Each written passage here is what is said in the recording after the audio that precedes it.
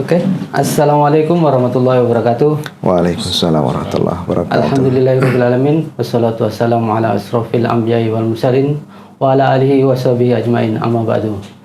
Bersyukur kita kepada Allah, kita bisa kembali mengisi channel dari MCI Sultan ini guna membahas part kedua atau sesi kedua daripada yang membahas masalah riba. Kemarin waktu pembahasan yang pertama kita sudah membahas bagaimana awal mula daripada riba itu. Siap. Terus bagaimana akibat yang ditimbulkan daripada riba itu. Sekarang kita flashback ke belakang lagi. Sejarah daripada riba itu pada masa jahiliyah itu bagaimana sebenarnya, Ustaz? Iya,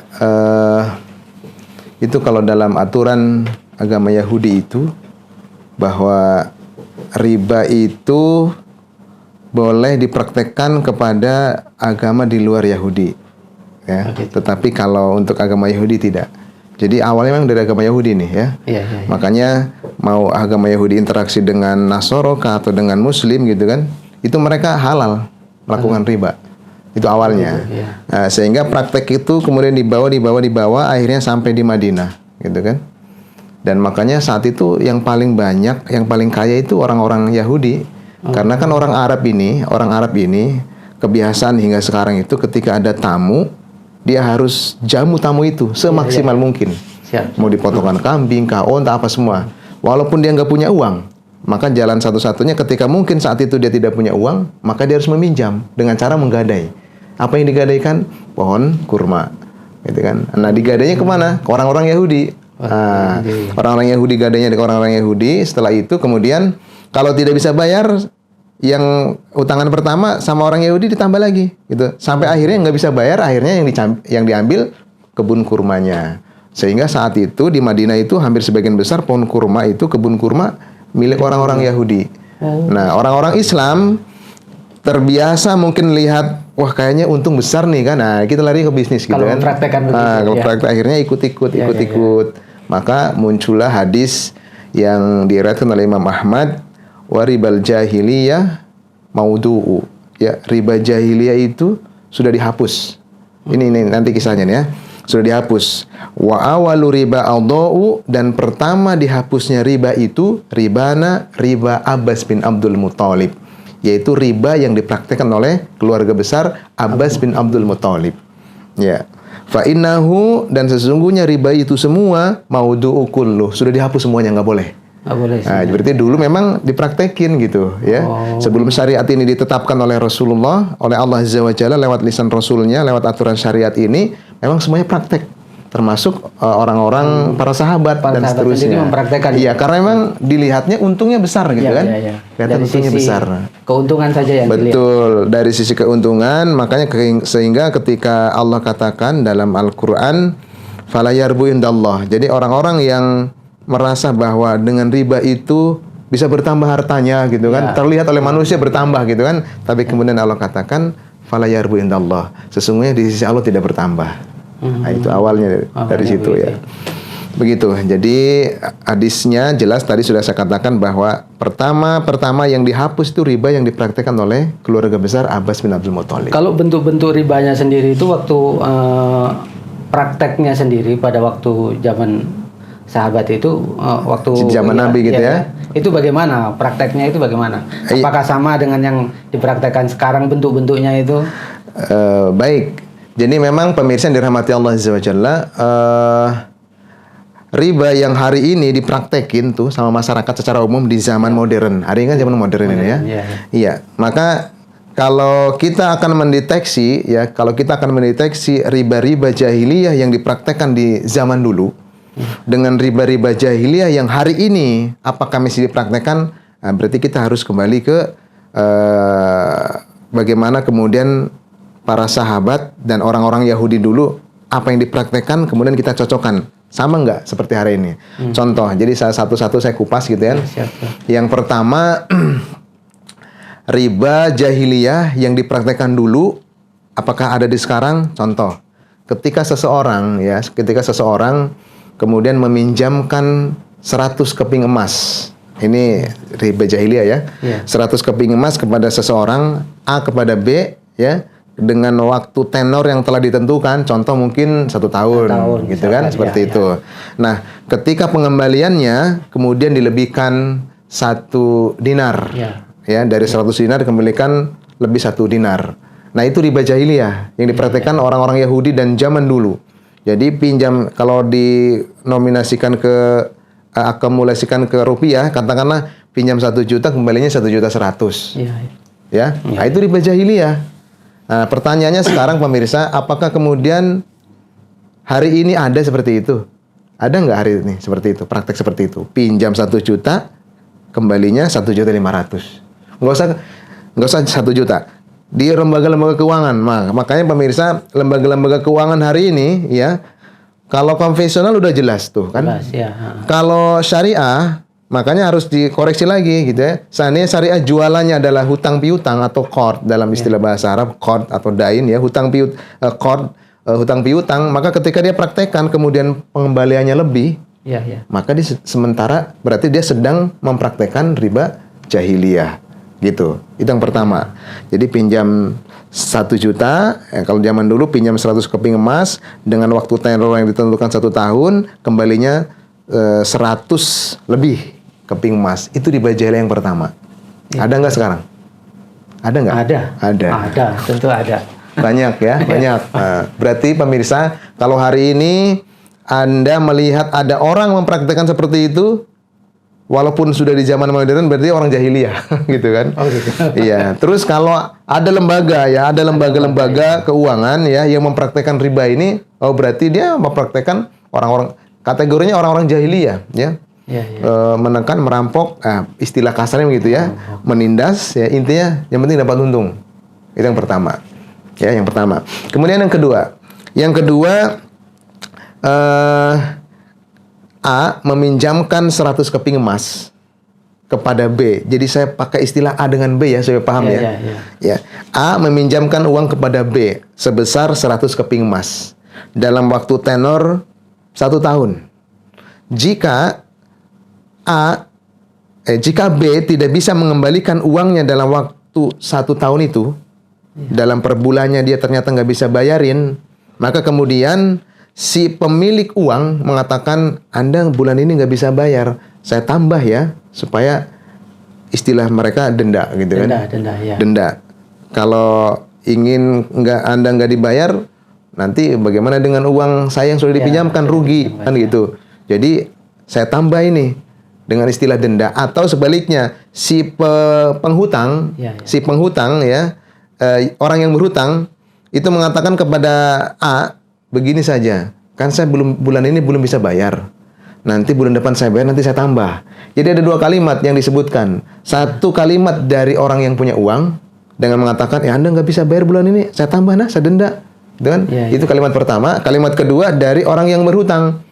Mungkin rasa nggak enak, begini, saya bulan ini belum bisa bayar, nanti bulan depan saya bayar, saya tambah. Nah, gitu. Itu.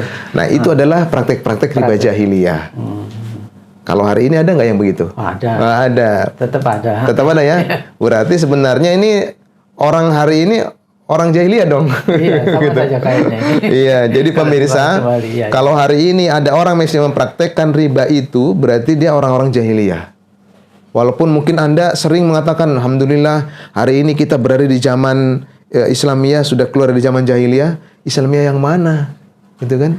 Ternyata buktinya dalam praktek ekonomi, praktek ekonomi Islam, dalam hal ini adalah hutang piutang, ternyata kita masih mempraktekkan zaman-zaman jahiliyah. Dan itu dosa, nggak boleh. Dosa besar. Apalagi riba ini kan, kemarin sudah saya katakan, riba sab'una baban. Ya. Riba itu pintunya ada 70. Gitu kan? Itu yang pertama, hadis pertama. Dosa riba itu pintunya ada 70. Ya. Riba sab'una baban. Kemudian ada juga hadis yang lain, ar-riba isnani wa sab'una baban, ya. Sesungguhnya riba itu ada 72 cabangnya. Terus di hadis yang ketiga, ar-riba salah satu sab'una baban. Riba itu pintunya ada 73. Yang pertama 70 cabangnya, ada 73, ada 72. Oh, banyak betul. Banyak. Terus yang paling ringan Rasul katakan, ayan kiharajulu ummu, ya. Yang paling ringan dosanya adalah seperti menikahi ibu kandungnya sendiri. Berzina maksudnya ya, bahasa kasarnya berzina dengan ibu kandungnya sendiri. Itu dosa riba. Nah, hari ini Anda mempraktekkan dosa itu dengan santainya. Coba hari ini ya, pemirsa yang dirahmati Allah Azza wa Jalla. Hari ini orang pakai pakaian rapi ya, bajunya dikasih masuk pakai celana, pakai kayak ID card. Rambutnya klinis, naik motor, naik mobil. Nawarin apa? Nawarin dosa riba.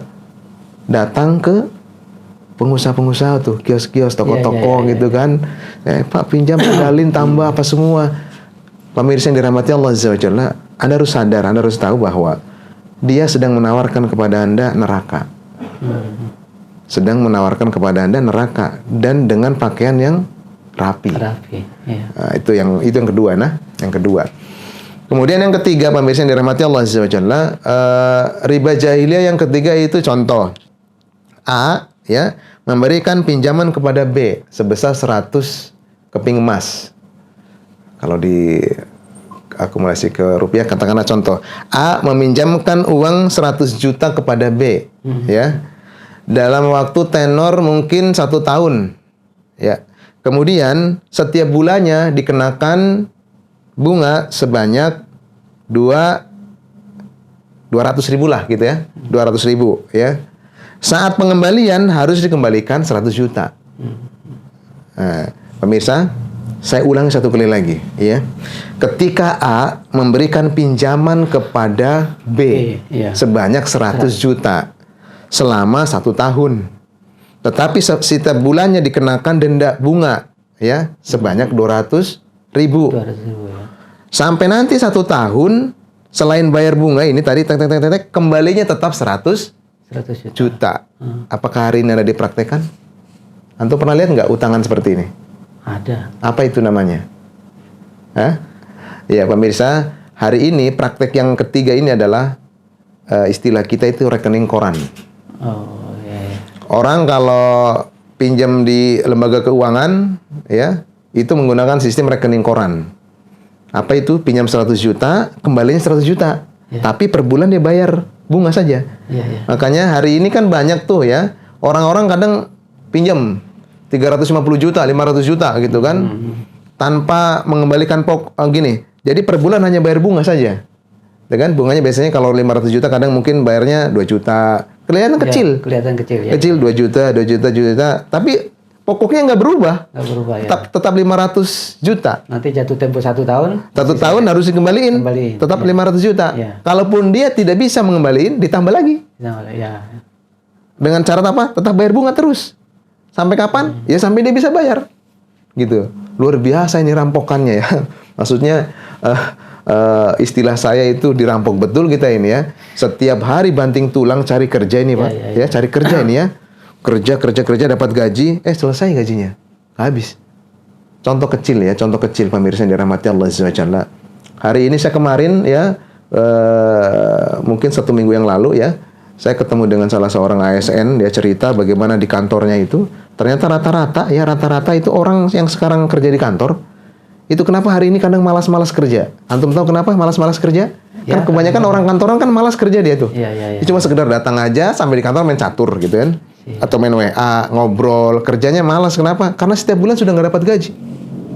Betul. Gajinya kemana? Ternyata gajinya sudah untuk beli A, apa tuh. Jadi per bulan dia cuma dapat kadang cuma 100.000 gitu kan. Jadi pas hari gajian, tanggal gajian dia nggak dapat apa-apa. Makanya dia sudah merasa untuk apa saya kerja, saya tidak dapat uang lagi. Padahal sebenarnya saya dapat uang, tapi karena lebih besar keinginan ini dirubah seakan-akan sebuah kebutuhan, makanya dia kredit A, kredit mobil mungkin tahu, kredit motor, kredit rumah, gajinya itu digadaikan.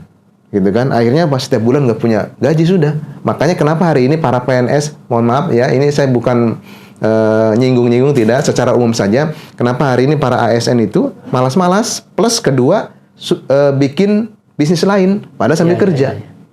Bahkan kadang pekerjaannya kadang dikesampingkan, dia lebih utama ke bisnisnya. Tugas pokoknya dikesampingkan. Betul, kenapa? Karena sudah nggak dapat uang dari tugas pokoknya. Kesalahannya siapa? Salahnya dia. Kenapa? Mindset berhutang itu yang nggak hilang dari dirinya. Kenapa nggak hilang? Karena dia merasa bahwa setiap keinginannya seakan-akan itu kebutuhan. Padahal hanya keinginan. Dia rubah seakan-akan, oh ini kan saya butuh Pak Ustadz. Saya contoh lagi ya. Saya ini sering ketemu orang lapangan nih ya. Maksudnya orang lapangan yang punya hutang gitu kan. Jadi ketemu salah satu guru ya di salah satu sekolah di Palu Barat. Gitu. Pak Ustadz, sebenarnya memang betul ya. Kita ini tidak boleh melakukan riba. Cuma contoh saya, dia langsung contohkan dirinya. Contoh saya rumah saya mau saya besarin sedikit. Saya keliling-keliling nggak ada yang mau minjamin saya uang. Maka jalan satu-satunya ke bank. Dalam hati saya, serendah itukah Anda hanya ingin sekedar membongkar rumah kemudian pinjam di bank. Jadi menggadaikan kebenaran dengan neraka gitu kan. Nah, itu suatu yang hak untuk iya, Masya Allah. Dan ini kenapa hari ini kemudian banyak orang masih melakukan itu? Karena pertama dia tidak takut sama Allah. Intinya tidak takut sama Allah. Syariat Allah yang sudah diterapkan dia langgar. Sebenarnya kalau kita mau bahagia, pemirsa yang dirahmati Allah Azza wa Jalla, dua saja rahasianya. Bahagia dan pasti kita akan masuk surganya Allah Azza wa Jalla. Apa itu? Laksanakan apa yang diperintahkan Allah dan tinggalkan yang dilarang Allah. Selesai. Nggak susah kan? Cuma dua. Nggak macam-macam. Apalagi? Kita nggak disuruh macam-macam ini. Cukup dua saja. Kerjakan yang diperintahkan, tinggalkan yang dilarang. Selesai. Cuma dua. Ya, satu lagi nih ya. Riba jahiliyah satu lagi. Ketika A ya membeli barang kepada B ya dengan harga yang telah ditentukan. Ya. Dengan sistem murabahah atau nama Islamnya murabahah. Nama keren bahasa Indonesianya kredit lah gitu ya. Kredit. Ya. Dengan sistem kredit A ya membeli barang kepada B dengan sistem kredit ya dalam waktu tenor yang telah ditentukan mungkin 1 tahun gitu kan. Dan per bulan kalau dia tidak bisa bayar dikenakan denda. Ada nggak hari ini? Banyak. Beli barang banyak secara kredit, kalau nunggak denda. Ada nggak? Ada banyak. Di mana? Leasing. Ya mohon maaf ini ya, saya bukan mau menjatuhkan leasing tidak, tapi kita kan tugasnya saling mengingatkan. Siap. Ya. Allah Azza wa Jalla dalam Al-Qur'an berfirman dalam surah Az-Zariyat ayat 55, "Wa dzakir" ya, dan saling memberikan peringatanlah kalian fa inna dzikratan faul mu'minin. Karena saling memberikan peringatan sangat bermanfaat bagi sesama orang yang beriman. Hari ini kenapa kemudian muncul kajian muamalah yang memang jarang? Pemirsa, kajian muamalah itu jarang, ya. Tetapi kenapa kemudian muncul? Dan ketika muncul memang bertentangan.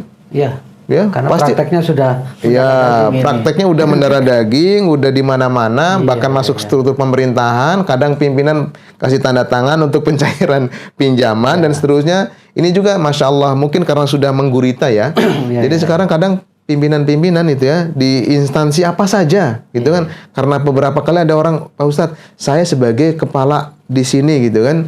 Terus kadang anggota ini kalau mau kredit motor, kredit rumah, itu pihak developer ya atau pihak leasing itu kadang butuh tanda tangan saya untuk meyakinkan bahwa itu adalah anggotanya gitu kan. Itu saya serba salah, Ustaz. Jangan dikasih tanda tangannya gitu kan. Jangan tanda tangan. Kalau antum menandatangani persetujuan anggotanya antum itu, karyawannya antum itu atau ASN di bawahnya antum itu, berarti antum juga kerjasama dalam hal riba. Dan ini sudah dilaknat oleh Allah dan Rasulnya dalam sebuah hadis yang sangat masyhur. Kalau orang membahas tentang riba pasti dibawakan hadis ini. Bagaimana bunyi hadisnya? La'ana Rasulullah sallallahu alaihi wasallam. Rasul ya, Allah dan Rasul itu melaknat. Siapa dilaknat? Yang pertama aklar riba, pemakan riba. Siapa pemakan riba? Sudah banyak dijelaskan oleh para ustadz-ustadz yang membahas tentang muamalah, yaitu orang-orang yang mempraktekkan riba di lembaga keuangan. Seperti itu. Kemudian yang kedua, wa mukilahu, yang memberi makan pemakan riba. Siapa? Nasabah. Ya, nasabah itu yang kasih makan. Karena begini pemirsa yang dirahmati Allah Azza wa Jalla, kalau Anda hari ini menjadi nasabah sebuah lembaga keuangan, baik yang konvensional maupun yang syariah ya. Karena pada dasarnya Anda itu bukan nyimpan uang. Nasabah itu bukan nyimpan uang, Pak. Tapi apa? Minjamkan uang. Meminjamkan uang kepada pihak bank. Bukan bank kasih pinjam ke kita, bukan. Ya.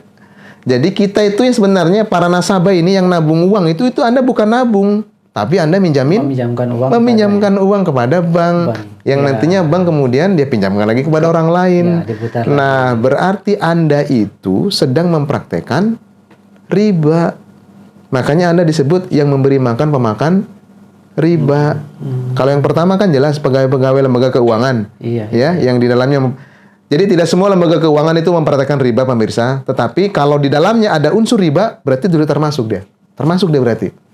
Jadi saya mengatakan lembaga-lembaga keuangan, tapi tidak semua lembaga keuangan mempraktekkan riba. Tetapi secara umum, kalau di dalamnya ada unsur-unsur yang melanggar syariat, khususnya masalah riba, berarti lembaga keuangan itu mempraktekkan riba. Ya, mungkin pernah dengar ada kalimat, wah bank itu nggak haram. Bank itu nggak riba, pernah mungkin ada ustadz yang mengatakan bank itu nggak riba. Memang bank itu kan bukan sebuah dosa gitu kan. Jadi kalau kita mengatakan bank tidak riba, memang tidak riba. Tapi kalau ada praktekan di dalamnya, ada unsur riba, orang-orang prakteknya itu ya. Kalau banknya aman-aman saja, kan tinggal dirubah seandainya sistem dirubah, ya jadinya nggak riba, seperti itu. Iya, luar biasa memang penjelasan yang sudah disampaikan oleh Ustadz. Ada 4 poin tadi yang sudah disampaikan. Ya, pemirsa yang terhormat, pada malam ini yang biasanya kita ditemani sama Kok Jeff sebagai host, sekarang saya mewakili Kok Jeff karena beliau sekarang berada di Ambon untuk membentuk atau membuka cabang MCI di regional Ambon. Jadi bicara tadi yang sudah dijelaskan tadi Ustadz. Sekarang ini prakteknya begitu banyak ini fasilitas-fasilitas yang membuat kita dengan mudahnya melakukan riba itu sendiri. Pinjaman online begitu menjamur, ya kan? Lembaga-lembaga pembiayaan begitu menjamur, perbankan begitu menjamur ya, Ustaz ya. Itu sekarang ada satu titipan ini pertanyaan ini. Ada salah satu Ustadz yang mengatakan bahwa kalau kita misalkan kita mengkredit motor, mengkredit motor lah, gampangannya begitu. Itu tidak termasuk riba katanya. Ada sebagian ulama yang mengatakan begitu, karena itu tergolong barang dengan uang, barang dengan barang atau barang dengan uang ya, bukan uang dengan uang. Itu ada dikatakan begitu. Pernah saya dengar begitu. Dan ada pertanyaan juga yang menitipkan ke saya sebagai host malam ini. Tolong ditanyakan pada Ustadz sebagai penggiat daripada riba, anti riba di Sulawesi Tengah lah, bisa dibilang begitu. Kira-kira bagaimana menurut pendapatnya Ustadz? Iya, bismillah. Yang pertama, kredit motor ya. Hari ini, sebelum saya jawab, hari ini kalau kita mau cari Ustadz yang menghalalkan yang haram, pasti ada. Pasti ada. Karena memang begitu jalannya sudah gitu kan. Seperti itu. Nah, berkenaan dengan motor ini pemirsa, justru kalau kita kredit motor ini ya, dalam istilah Islam itu jual beli murabahah, jual beli tidak cash ya, atau kredit lah bahasa Indonesianya, itu adalah biasanya pakai leasing kan, seperti itu. Justru dia melanggar 2 dosa. Kalau kita pinjam di lembaga keuangan, itu hanya 1 dosa, apa itu? Dosa riba. Tapi kalau di kredit motor, justru 2 yang kita langgar. Bahkan sebagian ada yang mengatakan 3. Apa itu? Yang pertama, motor itu, ya, kadang kita kan pembeli motor transaksinya dengan leasing atau dengan dealer. dengan leasing atau dengan dealer? Dengan leasing. Dengan leasing. Sementara leasing itu tidak punya motor. Dia hanya punya motor ketika ada orang beli, gitu kan? Seperti itu. Sementara Nabi dalam hadis yang cukup masyhur itu melarang menjual barang yang bukan miliknya. Rasul itu melarang kita jual beli barang yang bukan milik kita. Itu Rasul larang itu. Sementara motor ini miliknya dealer. Kita transaksinya dengan leasing. Seharusnya leasing ini beli dulu motornya. Beli motor, ini yang syar'i ya, yang syar'i. Beli motor itu miliknya leasing, baru dikreditkan kepada nasabah. Aman, selesai. Tidak masuk. Ini namanya dosa goror, menjual barang yang bukan miliknya. Ya. Jadi Rasul katakan bahwa janganlah janganlah engkau menjual barang yang tidak di sisimu. Barang itu tidak ada di sisimu dalam artian bukan milikmu. Malaysa indak. ya. La tabi malaisa indak, ya. Janganlah engkau menjual barang malaisa indak yang tidak ada di sisimu. Maksudnya bukan milikmu, jangan kau jual. Dan itu leasing menjual motor kan bukan miliknya. Iya. Dia cuma parkir aja di situ kan.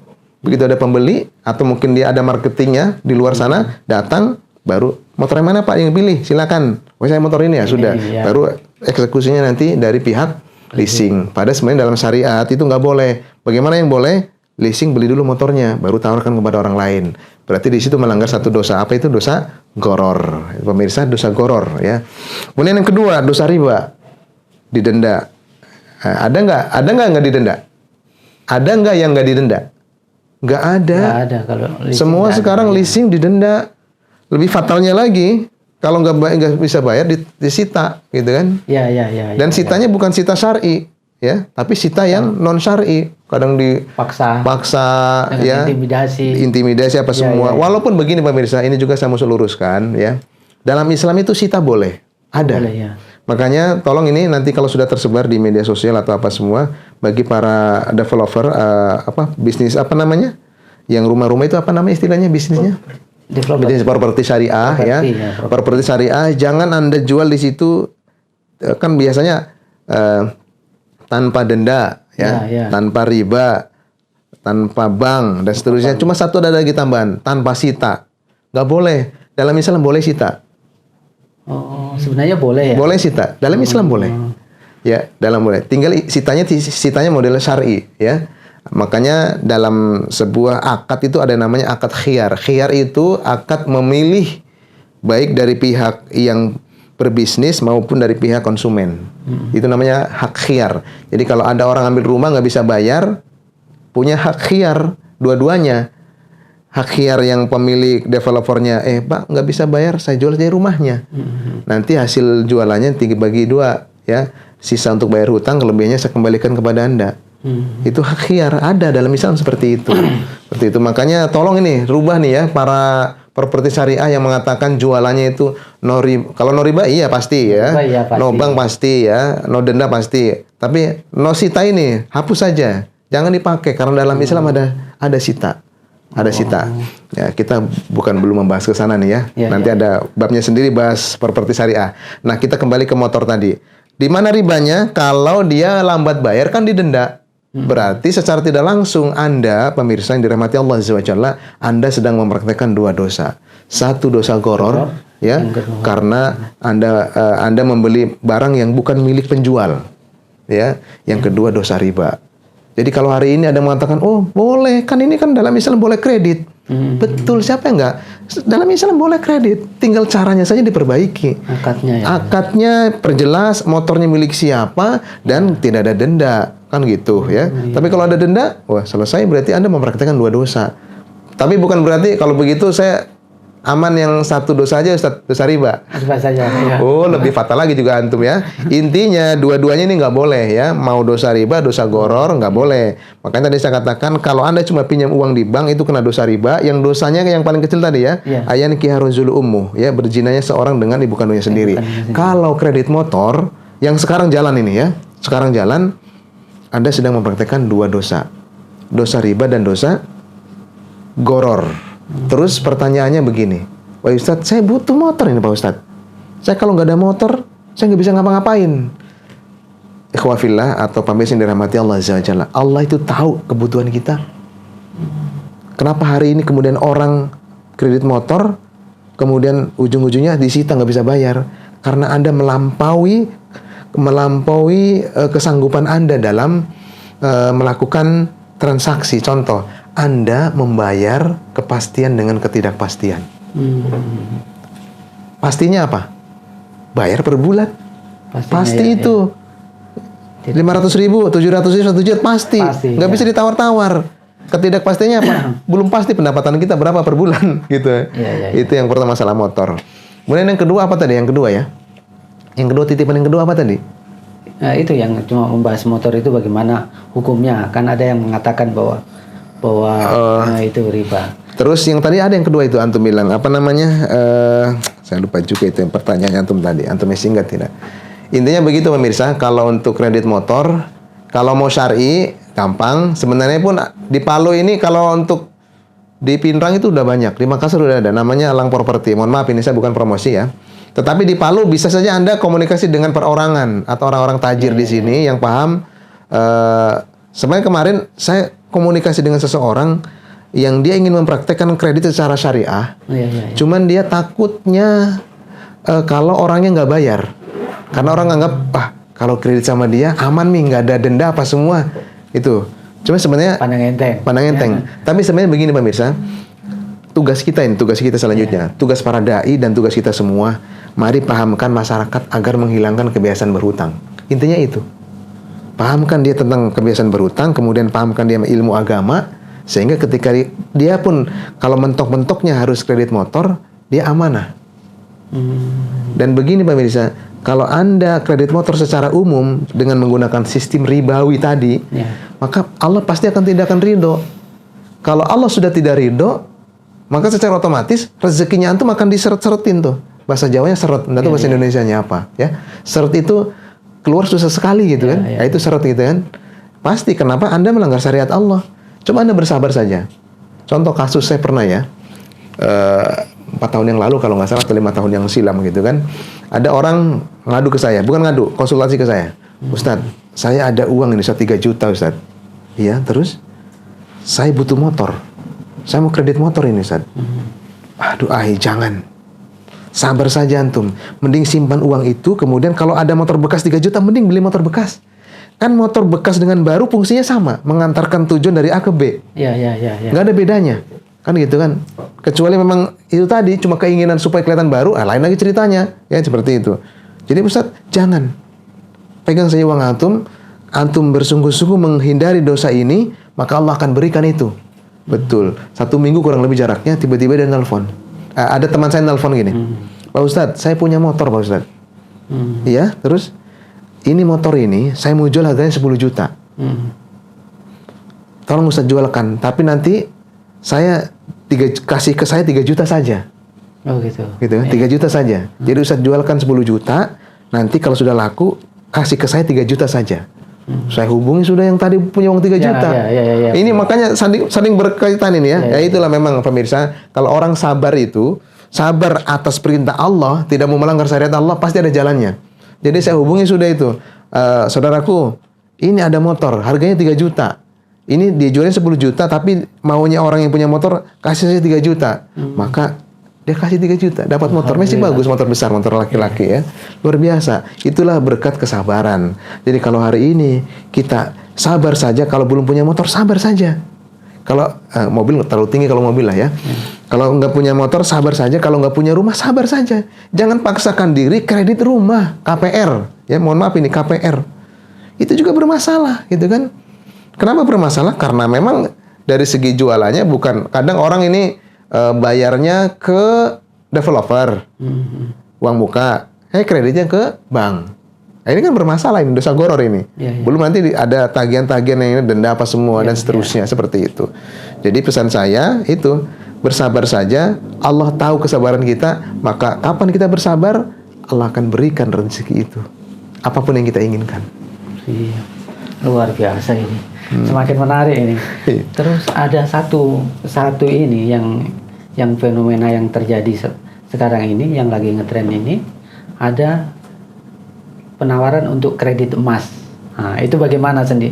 Kalau secara Islam itu masuk dalam riba atau bagaimana hukumnya itu kira-kira Ustaz? Iya.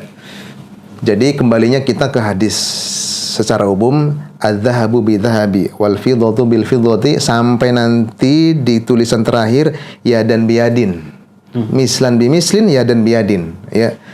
Emas itu harus dengan emas, perak dengan perak, garam dengan garam, gandum dengan gandum, korma dengan korma dan seterusnya, sampai nanti akhirnya muncul mislan bimislin, ya harus sebanding ya dan biadin, dan harus cash. Nah sekarang kalau pertanyaannya emas, ini kan hadisnya jelas ya, tadi saya sebutkan hadisnya. Kalau emas dia tidak boleh kredit. Mohon maaf ini saat ini ada lembaga keuangan ini ya, lembaga keuangan yang membolehkan kredit emas berdasarkan fatwa MUI. Memang betul ada fatwanya ya, saya nggak menyalahkan. Bukan saya nggak menyalahkan, saya nggak protes ya. Memang berdasarkan fatwa MUI itu bahwa kredit emas itu boleh, mohon maaf ini ya. Tetapi fatwanya itu harus apa ya? Apa istilah saya itu ya? Fatwanya itu harus adil. Ya, ya. Kenapa harus adil? Karena ternyata fatwa dari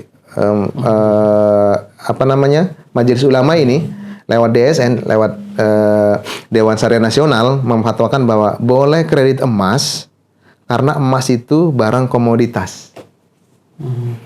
Pembolehan kredit emas dibeli secara cicil karena dia anggap bahwa emas itu barang komoditas atau komoditi. Apa itu barang komoditi?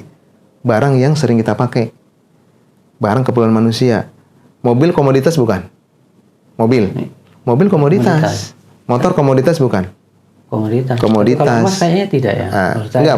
Jadi fatwa MUI, fatwa DSN itu membolehkan karena emas adalah komoditas. Komoditasnya apa? Disimpan-simpan untuk aset. Gitu kan? Jadikan aset. Sekarang kan apa namanya? Bukan balok, apa istilahnya kalau emas itu ya? Mas batangan, ya. Balok. Kalau balok kayu. Emas batangan dia jadikan komoditas. Iya. Ya, komoditas. Cuman nggak berbanding lurus dengan fatwa sebelumnya atau fatwa-fatwa para ulama yang lain. Contoh, kalau memang emas itu sebagai barang komoditas, berarti statusnya harus sama dengan mobil, motor, rumah. Apa itu? Tiada zakatnya. Barang komoditas itu nggak ada zakatnya. Tapi emas ada. Nah, itu yang kemudian tumpang tindih. Di fatwa yang membolehkan kredit emas karena emas dianggap sebagai barang komoditas. Ya. Tetapi ketika orang punya emas lebih dari 80 gram harus bayar zakat. Diwajibkan untuk zakat. Jadi fatwa yang mana yang mau dipakai? Ini kejanggalannya. Makanya kami, teman-teman di komunitas masyarakat pencinta bank syariah, ya, itu yang diketuai oleh Dr. Erwandi, itu betul-betul kita tentang, kita kritik. Nggak boleh. Maksudnya karena fatwanya, karena sudah ada fatwanya itu, sudah ada fatwanya memang. Iya. Makanya bank sekarang kan jualan tuh. Saya nggak sebutin merek banknya ya, tapi ada cicil mas itu. Banyak lembaga. Nah, cicil mas dengan alasan ada fatwa MUI. Baik, kalau sekarang Anda pegangannya fatwa MUI yang mengatakan boleh kredit emas karena emas dianggap sebagai barang komoditas itu alasannya. Maka muncul fatwa. Tapi harus adil. Kenapa? Kalau memang barang komoditas nggak usah keluar zakat. Tetapi orang beli emas kalau sudah banyak tetap keluar zakat. Ini yang tumpang tindih fatwanya. Makanya kalau dalam hal seperti ini kita harus lebih baik hati-hati. Yang haram itu kelihatan, ya. Yang halal juga jelas, ya. Kemudian di antara keduanya subhat, barang-barang yang subhat. Subhat itu kadang mendekati ke haram. Kadang mendekati ke halal. Ya. Nah, kalau ada fatwa yang tidak jelas seperti ini, saling tumpang tindih dengan fatwa sebelumnya, bahkan fatwa sebagian besar. Contoh, mohon maaf ini, yang menganggap bahwa emas ini sebagai barang komoditas hanya beberapa ulama saja. Tetapi mayoritas ulama yang empat mazhab ini, tetap mengatakan bahwa emas itu bukan barang komoditas. Karena dia harus keluar zakatnya. Jadi kalau hari ini pemirsa, Anda masih mempraktekkan, kan ada fatwa ulama, kalau Anda ingin praktek silahkan saja, saya nggak larang Anda. Yang tanggung jawab itu ya. Anda yang bertanggung jawab sendiri. Tetapi karena jelas dalilnya, jelas hadisnya, dan yang difatwakan juga tumpang tindih, nggak jelas ini, maka silakan Anda pilih mana. Seperti itu. Mungkin cukup jelas itu ya, penjelasan saya itu. Oh, luar biasa. Cukup gamblang masalah emas. Iya. Ya, jadi kalau orang titipan pertanyaan ya sudah aman itu. Sudah bisa jawab. Sudah terjawab. Nah, sekarang yang lebih mendalam lagi. Itu kira-kira praktek riba ini. Ini sebenarnya ada tidak unsur-unsur yang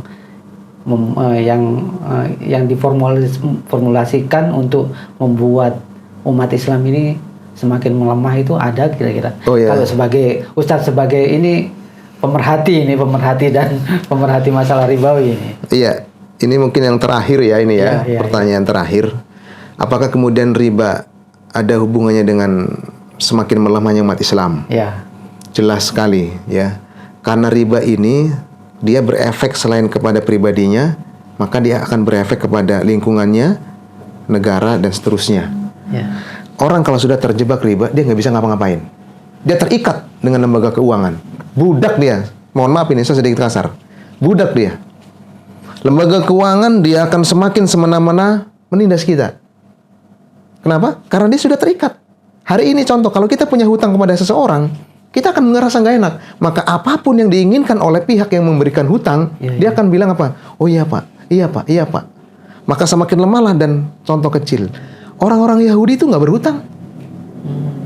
Dan mohon maaf ini, agama-agama lain kecil, mereka berhutang kecil dibandingkan umat Islam. Bisa dibilang ini objek ya, jadikan objek. Dan memang tujuannya semakin kita mempunyai hutang kan hidup kita semakin nggak berkah. Ya. Kalau hidup sudah nggak berkah kan berarti jauh dari aturan Allah. Kalau sudah jauh dari aturan Allah, tinggal tunggu saja Allah kemudian berikan azab kepada kita. Kalau sudah diberikan azab, tahambur kita habis. Sudah. Dan muslim semakin lemah, musuh semakin kuat. Karena hari ini, saya mohon maaf ini pemirsa, sekarang semua memang kekuatan milik Allah. Tetapi hari ini karena umat Islam merasa itu tadi sudah terikat dengan berbagai macam jenis dosa, akhirnya mereka jauh dengan Allah, maka terlihat kuatlah musuh. Walaupun pada hakikatnya musuh tetap lemah. Tapi hari ini musuh terlihat kuat. Kenapa? Umat Islam lemah. Kenapa? Nggak enak punya hutang Pak saya, gitu ya. Wah, seperti itu. Maka terakhir pesan saya, mari hilangkan kebiasaan berhutang. Yakinlah kepada Allah, Allah yang memberikan rezeki. Dan nanti insya Allah kita akan mungkin moga-moga masih bisa ada season selanjutnya, ya. Insya Allah. Karena dalam muamalah ini banyak sekali babnya. Hari ini masih membahas kita tentang mendeteksi riba-riba jahiliyah dan beberapa faktornya. Insya Allah yang lainnya nanti kita akan komunikasi lagi dengan pihak Mualaf Center Sulawesi Tengah. Insya Allah. Demikian. Syukran. Jadi sebelum ditutup ini dialog kita ini, mungkin Ustadz bisa memberikan closing statement terhadap pesan buat pemuda-pemuda kita terhadap bahaya riba ini sebelum kita tutup acara ini. Iya, terakhir pemirsa kepada para pemuda yang hari ini, contohnya ini kalau pemuda kan kebanyakan kan orang kampus nih ya. Kampus ini kebanyakan pemuda. Antum cari jurusan kalau kuliah, nggak usah jurusan yang ranahnya ranah jadi pegawai bank. Mohon maaf ini, jadi pegawai lembaga keuangan. Karena hari ini jurusan ekonomi larinya ke sana, gitu kan? Jurusan akuntansi larinya ke sana. Kalau tidak ke bank, ke leasing dan seterusnya. Coba Anda cari jurusan yang justru jurusan itu menciptakan lapangan pekerjaan. Ya, menciptakan lapangan pekerjaan dan ya, jangan lupa nuansa religi harus ada. Di kampus banyak kajian-kajian, silakan. Di luar kampus juga banyak kajian-kajian. Maka seorang pemuda kalau tidak diisi dengan nuansa religi hari ini, maka Anda besok hancur. Anda besok hancur. Maka hari ini begitu banyak, mumpung belum dilarang ini ya, mumpung belum dilarang kajian-kajian, sekarang saatnya Anda isi ruh Anda itu dengan nuansa religi. Supaya ketika Anda melangkah ke depan, mau nikah apa semua, sudah aman nih. Backup nuansa religi sudah aman. Makanya nanti carinya pasti cari harta yang halal. Kalau nuansa religinya kosong, nggak ada hari ini, taunya cuma makan tidur, maka Anda akan menikah dan mencari nafkah dari harta yang haram. Tujuannya pasti neraka. Kan gitu. Demikian mungkin luar biasa. Jadi sudah cukup pencerahan yang diberikan oleh Ustadz Abu Umar Al-Qassam. Semoga apa yang disampaikan ini membuka wawasan kita betapa bahayanya ini efek daripada riba itu sendiri. Semoga buat pemuda juga sudah dipesankan bagaimana kita mensikapi bahaya daripada riba itu sendiri. Mungkin kita bisa ketemu dalam channel berikutnya. Siap. Dengan ucapan Assalamualaikum warahmatullahi wabarakatuh. Acara ini kami tutup. Syukran. Allah.